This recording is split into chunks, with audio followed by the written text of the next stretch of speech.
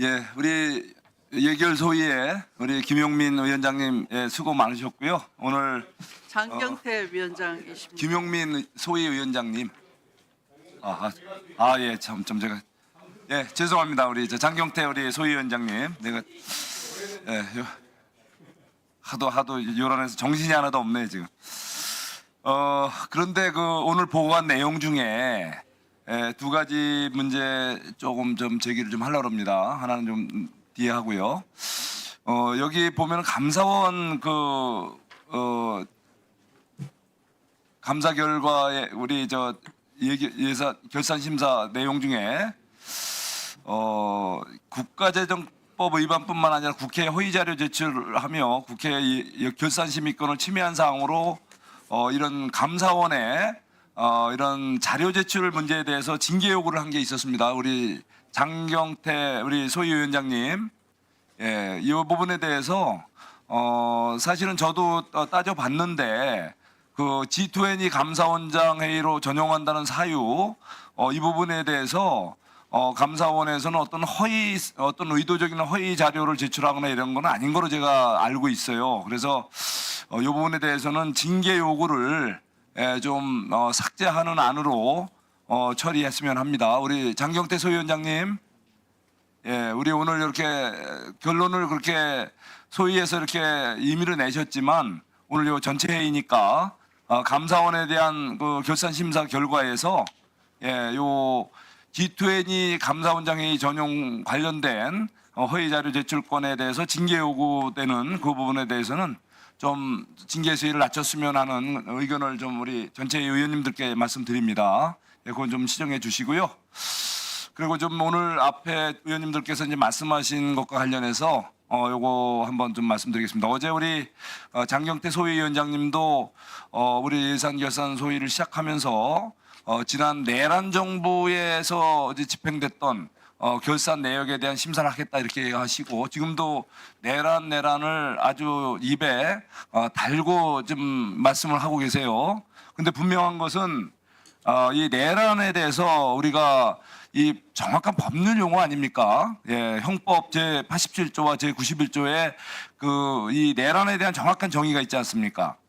대한민국의 국토의 전부 또는 일부 지역에서 국가 권력을 배제하거나 또는 국헌 문란을 목적으로 일으키는 폭동을 우리가 내란이라고 하지 않습니까? 그런데 국민들이 이제 국가 권력을 배제하고자 했다.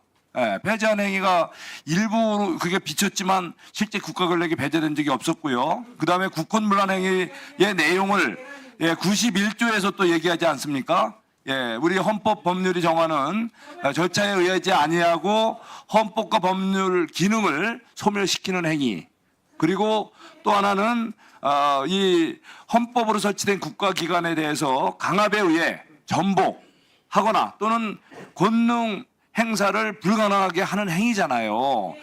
명확하게 이렇게 헌법과 법률의 기능을 소멸하거나 또는 국가기관을 전복하거나 또는 권능 행사를 불가능하게 하는 이런 행위예요. 물론 일부 당시 비상계엄 행위가 그렇게 비춰진 면도 있지만 그러니까 모든 것은 지금 이제 판결이 진행 중에 있습니다.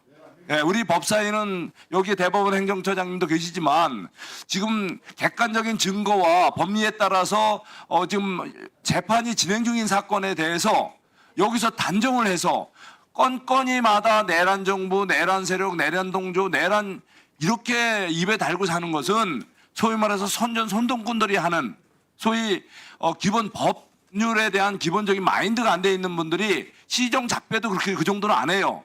근데 우리 법사위에서 적어도 우리 양당의 책임 있는 지위에 있는 분들께서 이렇게 무책임한 언어를 남발하는 것은 우리에게 정말 부끄러운 일이고 우리 법사위를 저는 모독하는 행위라고 합니다. 그러니까 앞으로 우리 위원장님께서도 이런 내란이라는 수식어를 정말 무책임하게 아무 때나 쓰는 것을 좀 제발 요해 주시고 우리 또 국민들께도 다시는 그런 일을 이제 그런 언행을 안 하시겠다고 좀 약속해 주셨으면 합니다.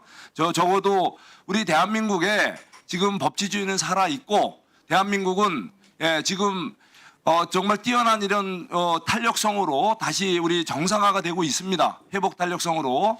그러니까 우리 제발 법사위에서 우리가 과도한, 불필요한 또 무모한 이런 언행을 우리 자제해 주시기를 우리 동료 의원님께도 좀 해주시고 또 우리 위원장님께도 강력히 질서유지를 좀 해주실 것을 요구드립니다. 자, 이 자리는 국민의힘 당의 당내 회의 공간이 아닙니다. 국민의힘 당의 전당대회장도 아닙니다.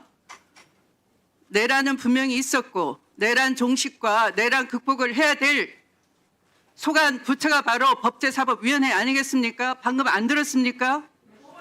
예결산 소위에서 내란 당시 검찰의 특활비 집행 내역이 검찰의 내란 관여 의혹이 강력히 제기된다. 심사한 것 안 들었습니까?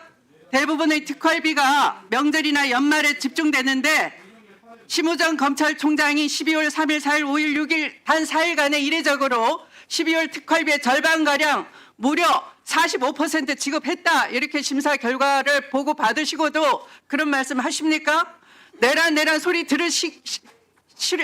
듣기가 싫으시다면 빨리 내란 청산할 수 있게 협조나 하십시오.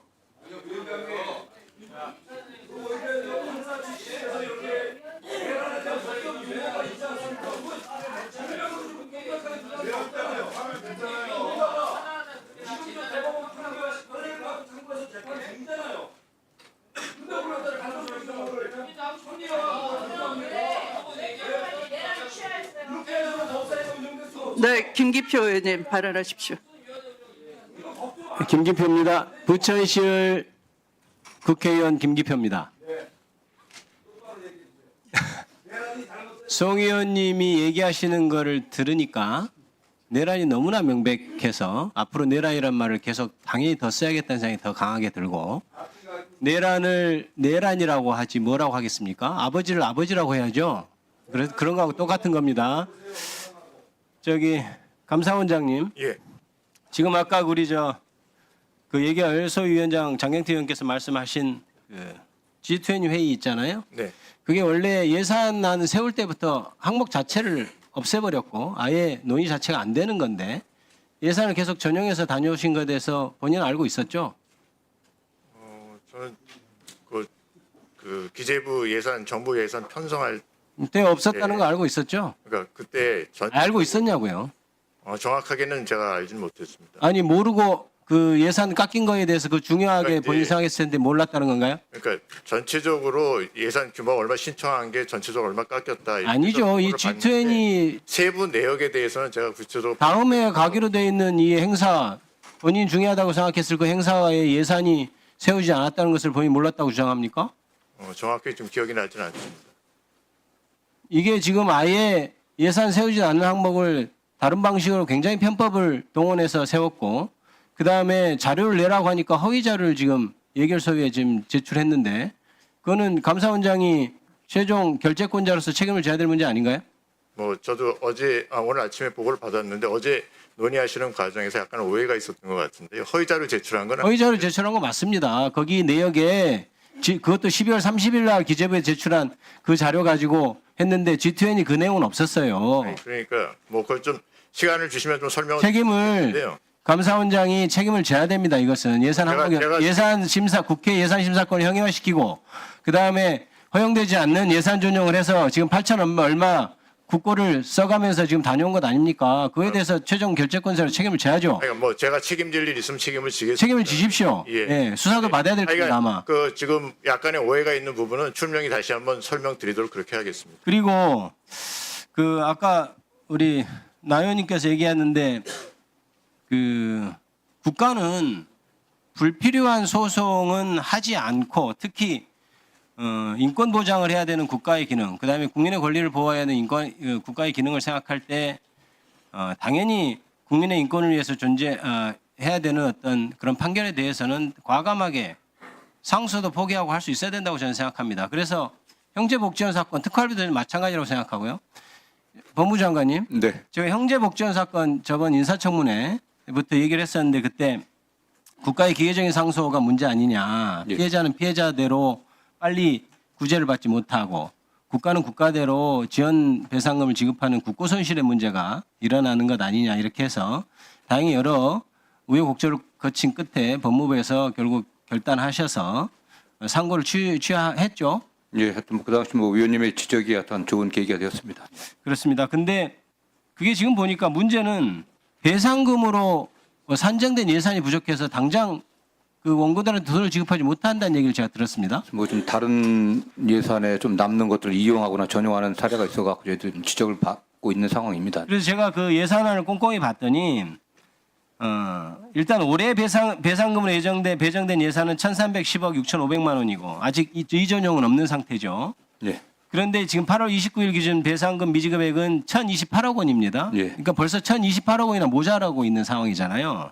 그래서 작년 결산 상황을 보니까 작년에도 모자랐어요. 그래서 모두 사용한 다음에 예산 모두 사용한 다음에 74억 원을 또 이전용하고 이런 건데 기본적으로 국가의 배상금이 결정이 되면 그 아까도 얘기했듯이 원고들한테는 바로바로 배상을 해줘야 원고들도 경제적인 어떤 이로움이 있을 것이고 국가는 국가대로 연 12에서 15%에 해당하는 그 지연 배상금을 안 물 텐데 지금 일단 예산 추계가 굉장히 부정확하거나 현실과 맞지 않은 면이 있고 이것은 좀 시정을 해야 될 것 같아요. 예, 그러면서 하여튼 기재부와 그 예산 협의를 하면서 진행된 소송 사건들의 이제 속가라든가 또 예상되는 판결 금액들 이런 걸 좀 더 저희들이 적극적으로 예측해갖고 네, 예산 면밀히 입장을 봐야 하도록 될 것 같고요. 하겠습니다. 그다음에 형제복지원 사건은 지금 형제복지원 피해자들이 이거 전부금 청구 소송이라도 해야 되는 것 아니냐 이렇게 지금 나오고 있는 상황입니다. 그분들한테는 사실 하루하루 돈 있는 사람들이야 몇 달 견딜 수 있습니다. 그런 하루하루가 문제니 예비비 편성하면 또 연말까지 가거든요.